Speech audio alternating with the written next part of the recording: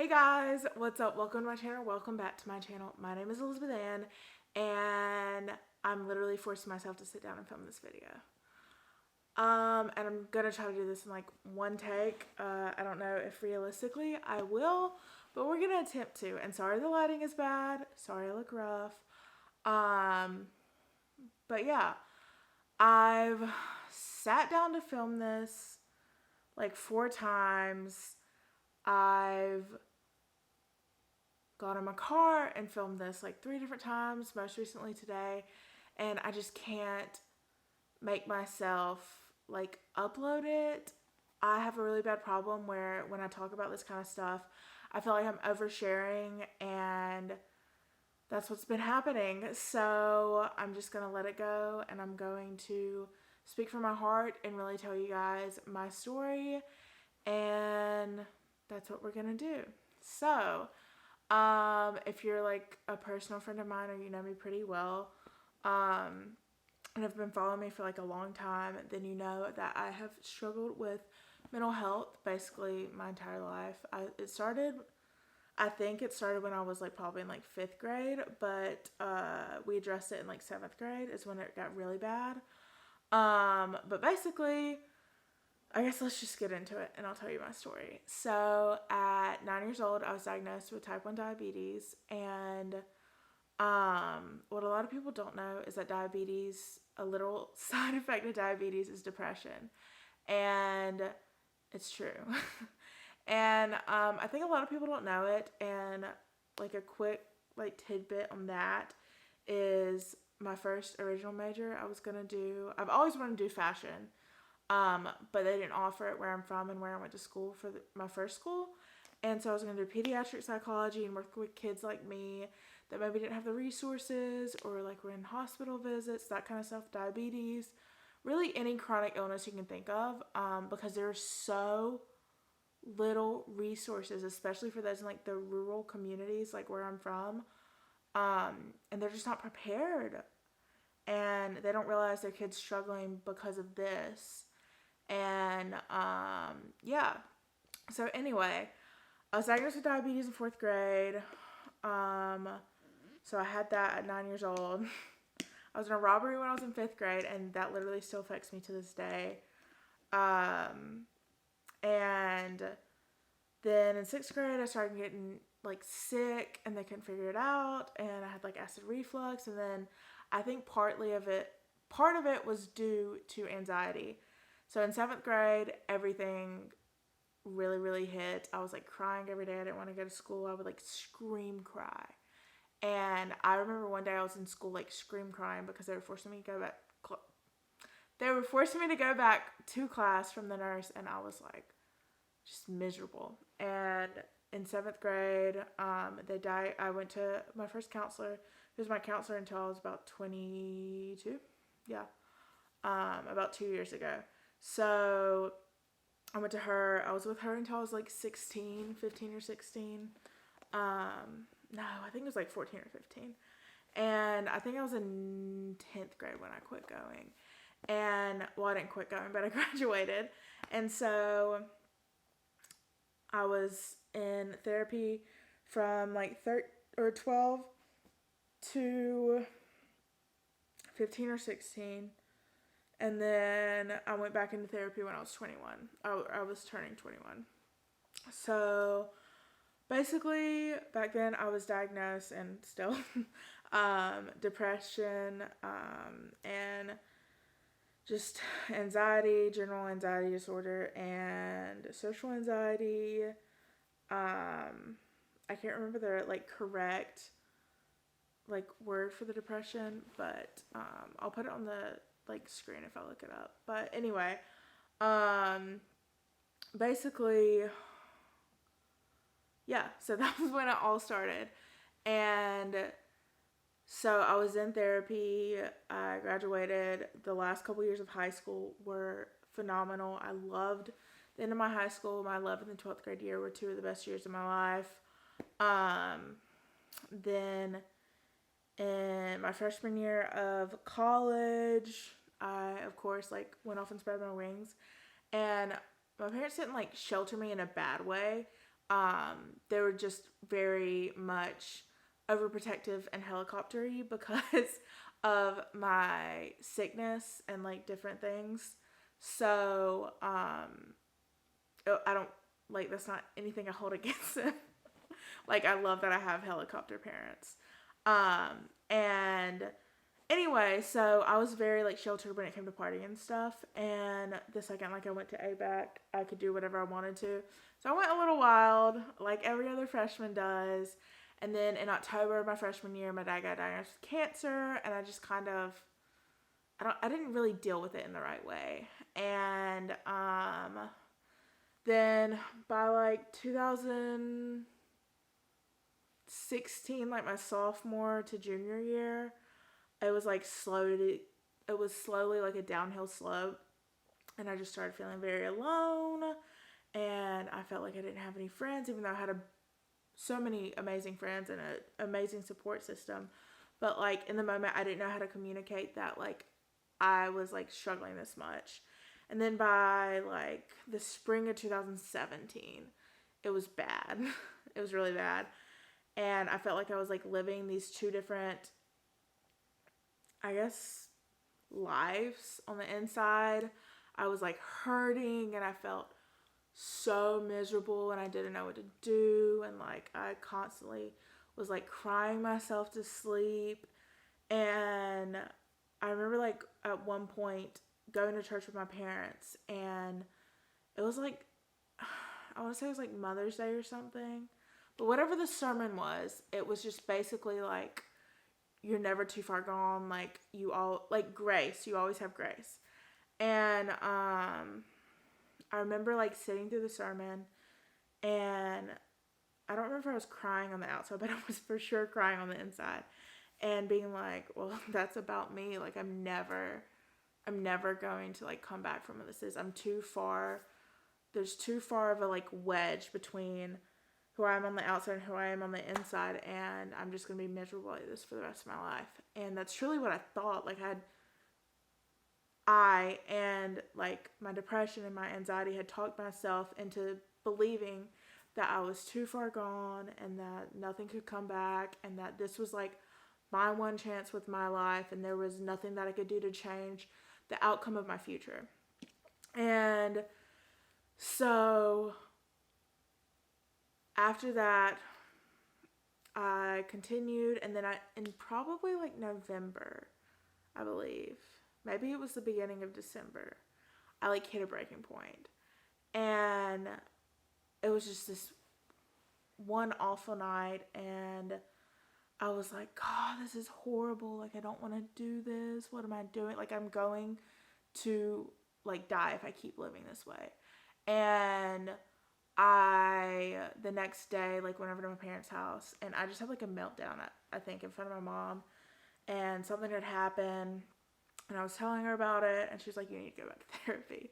And so I went back to therapy, and then in January, I just hit the bottom of the bottom of the bottom. I don't think I've ever, since then, I have not felt as low as I did then. And this episode happened, and it was just horrible, and I honestly didn't think I was gonna survive. It was just like really, really bad. And I'd been in therapy for a couple weeks, but when this happened, I started back to therapy. Like, I think I went twice a week for a couple months. Sorry if I take a breath every second. It's just like, it's hard to open up about to people in my life, but it's really hard to open up and put it on the internet for whoever, people I like, people I dislike, random strangers across the universe to watch and just be like, oh, okay. So that happened. I was in therapy. I slowly was like getting better and better. And not a lot of people knew about it. I would say maybe like, I'm not going to put a number, but like my close group of friends knew what was going on. Some knew more than others. My parents knew everything. I told them basically everything. And anyway, so I'm not gonna go into details like what happened. I'm saving that for one day I like want to be able to tell my testimony, and I want to be able to like write a book to help other people and that kind of stuff. So I'm just gonna keep it to myself for now. But yeah, so that happened. I got back into therapy. I was slowly doing better. And eventually at the end of 2018 is when I moved to Oklahoma. So whenever I was like about to move, I had reached the point to graduate therapy. I graduated from here, but she told me like to get one in Oklahoma, and I did not do that. I got out to Oklahoma and I started to get one. I tried to get a couple different ones and they just like fell through. And I was like, oh my God, I'm doing so good. Like, I don't even need to go to therapy. But I still continue to try to get appointments with various different therapists in Oklahoma. And it was just like things were falling through. And I genuinely think like that had to happen to be where I am today. And things were falling through, and I was like, I don't need therapy. Like, I'm fine. And it's just the classic point of like, you think you're okay until you're not okay. I was not okay. And so I was in therapy. I was out of therapy for probably like 9 months. I was fitting in so well. My first semester there was one of the best times of my life. I was making amazing friends. I joined a sorority. I loved 2 of my 3 roommates. And it was just like going super well. And I thought to myself, like, I got this. Yeah, like, I did this for myself. And then spring break came around. And I came home, and my grandma was sick, and she was in the hospital. And I don't want to get emotional because, God, I miss her so much. But I was so sorry. I don't want to cry. I was so upset. Not that my spring break was ruined and not by anything else, but I just wasn't ready for what was about to happen. And I knew I wasn't like going to be okay for a little while. And so my grandma got sick. I spent my entire spring break in the hospital with her. And I went back to Oklahoma, and I remember like sitting in my dorm room and being like, you need to get into therapy. Like, this is not going to be good. And I didn't. And I came home. My grandma passed away the week after May 19th, the week after Mother's Day. And sorry, she lived a long, good life, but she was like one of my best friends, and we were super, super close. She was my neighbor most of my life. And I'm telling you this entire story so you understand what like is about to happen. And so I stayed the entire summer here, and I really struggled. I had a friend pass away a couple weeks after her, and that summer was just like really hard. I just had to keep it together to be able to take care of my mom and make sure my mom was okay, because my mom was my grandma's they were each other's best friends for a really long time. And it was so hard on my mom, and I just wanted to be able to like be the face that I could go out to church or wherever I needed to go and be able to, you know, put on a smile and be like, everything's okay. Yeah, we're doing amazing. And I did that, and I took care of my mom, and I made sure everything was okay. And I just kept telling myself, and I knew, okay, well, you just have to get through this. Like, you have to get through this summer. You'll get back to Oklahoma. Everything will be fine. And if it's not, you can deal with it once you get to Oklahoma. So I left for the summer, got to Oklahoma, moved in, and jumped straight into like sorority stuff. And within like the second or third week of school, or no, not even the second or third week of school, it had to be like the first week of school, I realized that like, oh, this is not going to be good. And it was not. I remember like vividly, one of like the hardest things was I wanted to go home because I wanted to be able to just like shut everything off and sorry, I don't want to cry. And just be with my mom and my dad and just not have any responsibilities. But I can't do that. And I knew I couldn't. And so my dad came to visit, and I remember just thinking, oh my God, I just want to get on the plane. I want to go home with you. And I couldn't. Sorry. I can't believe I'm crying this much. And I couldn't. And that was really hard. And so, shortly after that, I go back into therapy. I found an awesome therapist in Stillwater, Oklahoma. She was so amazing. And I'm so grateful for her because she changed my life. And I am now I started that probably September last year. And that semester, fall 2019, was so hard. It was really tough. I did not think I was going to make it through. And it was hard. I ended up having to drop the sorority. And it was just really hard. Yeah, it feels like it was 2 years ago. And so I ended up having to drop the sorority. I felt really bad because I felt like after I did that, all the girls thought that I hated them and whatever. And it was really hard for me to understand. It was really hard for me to explain to the people who asked me, this is why I dropped the sorority, because it had nothing to do with the sorority. I made some of the greatest friendships. My big from the sorority is my best friend. Shout out to Kristen, love you. And I made some of the greatest friendships with Morgan and Josie and my pledge class, and I felt on top of the world, but I had to do it to be able to survive. I was just miserable. I was miserable, and it really had nothing to do with anyone in the sorority or anything to do with the sorority. But, sometimes you just have to get rid of stuff in your life to be able to survive. And I've had to do it before, and I had to do it again, and not so luckily it was the sorority, and I miss seeing all the girls and everything, but it was the best decision I ever made. And it was a really, really hard decision that I tussled with the entire fall semester. And I think I went to one meeting spring semester, and I was like, I can't do this. And so, yeah. So, in therapy, let's get into this. Basically, like I said, I've been in therapy 2 different times for years.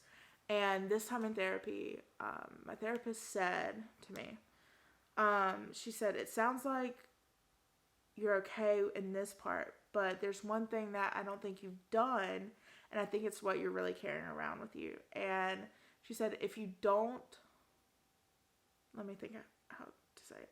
She said that if you are handed the tools to deal with everything, with your anxiety and depression and stuff, and to deal with it with different seasons of your life, which I was handed these tools to deal with it when I was in middle school and high school and in college and even now, but I had never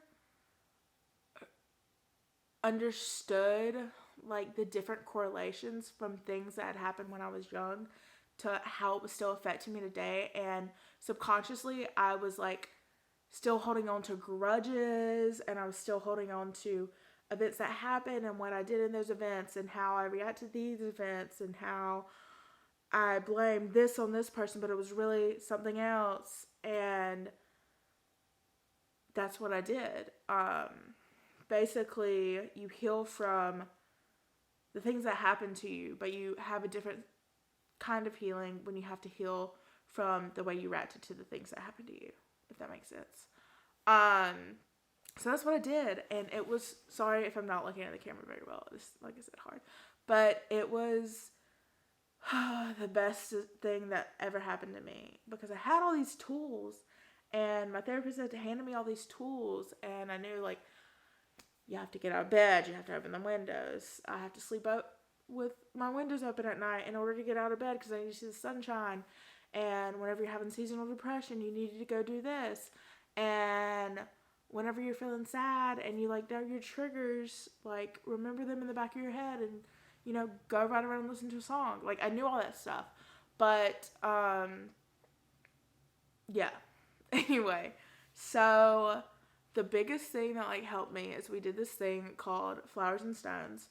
And it's this activity that I would love to go more into detail and kind of talk about more about therapy in a part 2 of this video. But basically, you go through all these events that happen in your life and you see how they're connected. So you lay out like flowers and stones. Clearly, flowers are good things, stones are bad things. And you kind of see like the different things that happen in your life, how this was out of your control, but you've like carried around this thinking that it was in your control and it's something you did and it wasn't. And yeah, so that was like the biggest thing that really helped. And I remember finishing it, which was like my last day of therapy, and I just like sat there and I bawled a lot in therapy, but I like sat there and bawled. I was like, oh my God, like this is what it feels like to let go. Like, I just can't even describe like the weight that was lifted off my like shoulders and my chest and everything. Because whenever you allow yourself to feel this deep, deep rooted sense of letting go, then you realize that you were the one that was in your way the entire time. Like, and you can't look back and say, oh, I wish I would have like let go of this like 10 years ago or whenever. But you really like, I don't know, I kind of had like a spiritual awakening, I guess. And I realized that I was like harboring onto these things that had happened to me that were like so stupid. And like I'm trying to think of like an example I could give without like going too deep. But like, I don't know, there's just different things that happened in my life that I was like, that's so stupid, like why did you do that? And then when I went through this, I was like, oh, like you did that because you were hurting, and hurt people and you hurt this person. And yeah, it just gave me just like the realest sense of freedom and everything. And it just like, I can't even describe it. Like, I'm sitting here rambling, but I just don't have words to describe it other than it was the most freeing thing I ever did. And this past time in therapy was the best thing that ever happened to me. And I don't know, I can't give you like an exact moment like when it switched, but I had some events happen to me in like February, and I actually think I vlogged. There was a vlog of me. I'll put in the like screenshot if I don't like just upload this straight to YouTube. But it was in probably February or the beginning of March. It was right before spring break. And I uploaded a video of literally me crying driving home from Arkansas. And it was literally right before the pandemic began. And I still was like a little sad around that time. And I think around then, like this event happened and I was like, oh, like life is too short for you to be sitting around saying like, oh, I'm going to go on this trip. I'm going to go see my grandma then. I'm going to go do this then. Like, just get up and go do it and quit like making excuses, because you're going to sit back and regret this in like a couple years when you're at work or you're wherever and you're like, oh man, I wish I would have gone and done that. I wish I would have, I don't know, gone on a hike with my friend. I wish I would have not held so tightly onto the past with this person and been able to let more conversations flow easily. And I think that's when I really started practicing gratitude, and that's what's changed my life really. because as I've talked about before, this lady that I follow, she says happiness begins with gratitude, and it truly does. And I have never, ever felt this like free and happy and content and not worried about anybody else. And I don't even know. I feel so good, and it's all because I finally let go of everything in my past, and I finally gave myself like the grace that we have as Christians and as human beings. Like, I finally learned this many years later what that message was about. What, 2017, 2016? That long, that we have grace, and each person deserves grace. There's no perfect human, and we all react in different ways to different situations. And if you can allow yourself the kind of grace that you give to other people, and that we are given as Christians, then I don't say just Christians, but as people, the grace we're given and the grace we give out so freely, sometimes we forget that we don't always give it to ourselves. And that was something that took me this long to figure out. And that's okay. I'm only 24, and I, for the first time ever, am so excited for my future. Not ever. I've always been excited for my future. I had a couple of rough times that I was not excited for my future. But that's just a part of growing up and growing, especially with someone with mental illness. And yeah, so I guess I'm going to end this for now, and I'm going to go into further detail about therapy, things that have worked for me, things that haven't. I'm going to answer your guys' questions. I have a bunch of questions. And yeah, guys, I don't even know if this is going to help anyone. I don't know if anyone's going to even enjoy listening to this, but I really just wanted to quit being a little baby and not sharing this, because I remember when I started my blog a couple years ago. Well, now it's been 5 years ago, because I'm 24, not 19 anymore. But I started my blog, and I would write, I wish I could find them. I don't think the websites exist anymore, but I would just get on and just fire away and start typing about what I was feeling, and how I was struggling with mental health, and how I was struggling with my self-image, and how I was struggling with breakups and friends and all this kind of stuff, and trying to figure out what I wanted to do with my life. And I would just blast it on the internet and share it, and let my mom share it, and all her friends would read it.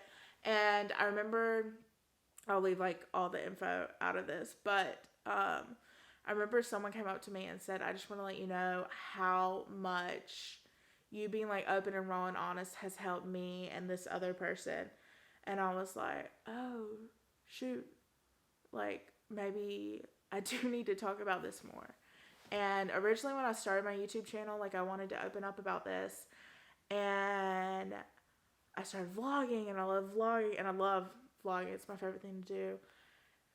And I kind of gave up on that, because I was I don't want people to think that I'm weird, or I don't know. I was scared of being judged, but I'm just really not scared anymore.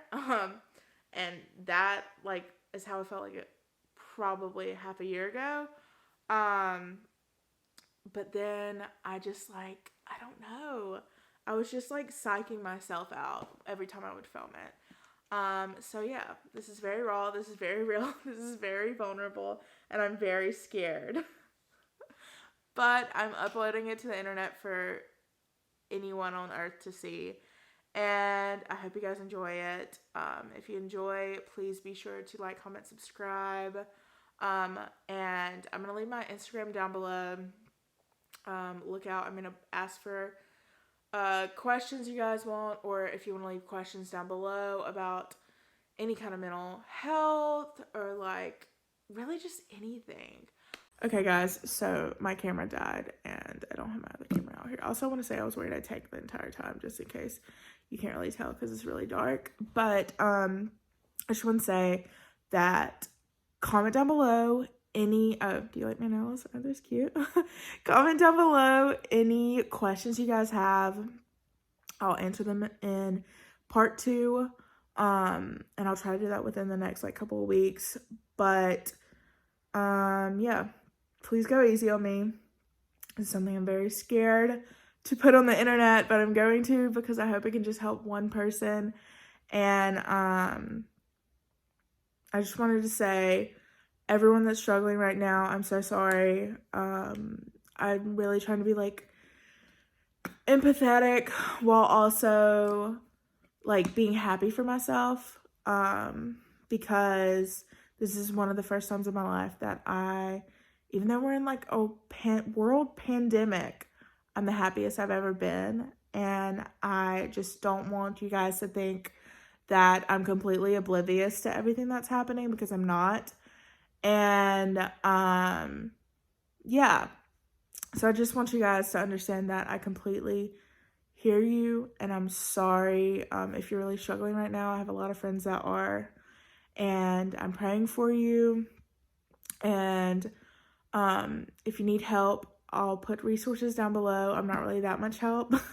I mean, I'm a listening ear, but I'm not a professional. And so if you guys are thinking about getting into therapy, I highly recommend it. There's so many online options right now. I know there's BetterHelp. I've never used it. I've had friends that have used it. And basically, I think any therapist, therapy office, etc. is doing online portals as well. I know I could do it when I was in Oklahoma. I did it a couple times. And yeah, I hope you guys have a wonderful I almost said Thanksgiving, Christmas, and winter break. To those of you missing your loved ones or grieving, I just wanted to say that I'm there with you, and I hope you guys just push through and know that you were loved and you were wanted and you have a place here. And if you ever feel like you're not, I love you and I want to be here with you, and I want us to live our lives together. And yeah, so I will see you guys in part 2. Well, I'll see you guys in my next video, but I'll talk more about this in my part 2 and give more tips on gratitude and what I do in my daily schedule to be happy and live this life, because it is an everyday battle to practice this gratitude and be happy every day. But yeah, okay guys, I hope you enjoy.